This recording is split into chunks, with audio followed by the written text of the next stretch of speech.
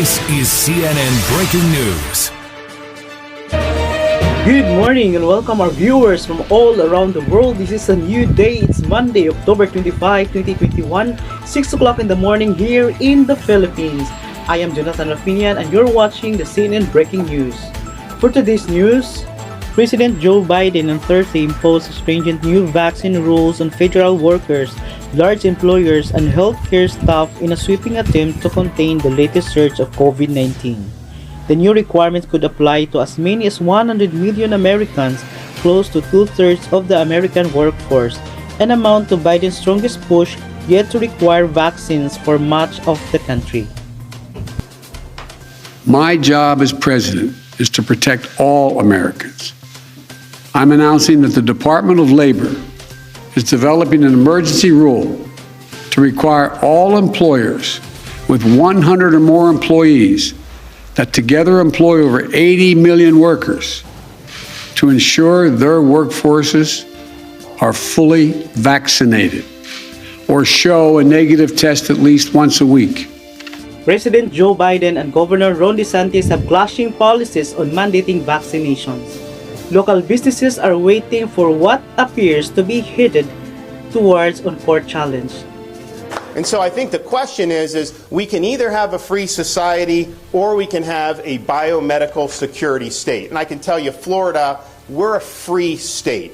People are going to be free to choose to make their own decisions about themselves, about their families, about their kids' education, and about putting food on the table. If you're trying to deny kids a proper in-person education, I'm going to stand in your way, and I'm going to stand up for the kids in Florida. If you're trying to restrict people, impose mandates, if you're trying to ruin their jobs and their livelihoods and their small business, if you are trying to lock people down, I am standing in your way, and I'm standing for the people of Florida. Governor DeSantis is threatening what he says could potentially amount $1 million and fines to local government that impose vaccine mandate.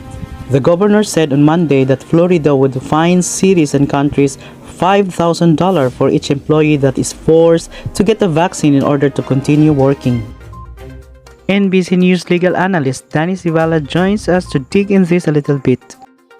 Danny, these threats stem from a law that Governor DeSantis signed back from in May bans government entities in Florida from requiring proof of vaccination. What can we expect when the rule goes into effect on Thursday?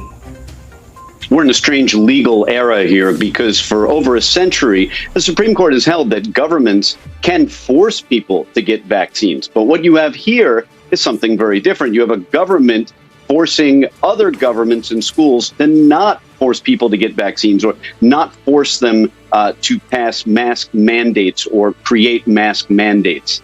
And in this situation, it's going to come down to at least who gets to decide. Who gets to decide what is best for the people of a particular state or a school district?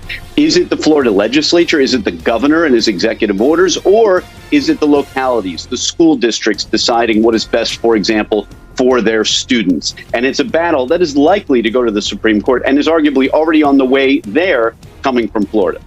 So let's talk about the money a little bit, Danny. From a legal perspective, how might do you think this new threat of fines hold up, do you think? It'll be challenged. If any entity tries to impose fines, it'll be challenged immediately and look for each side to ask for injunctive relief. In other words, before a court, maybe the Supreme Court, decides this in finality, they're going to look for immediate stays of either allowing the fines or stays in disallowing the fines. But in any monetary penalty, that creates an immediate harm, and that should get a plaintiff into court if they want an injunction. All right, NBC News legal analyst Danny Sivala. Danny, thank you.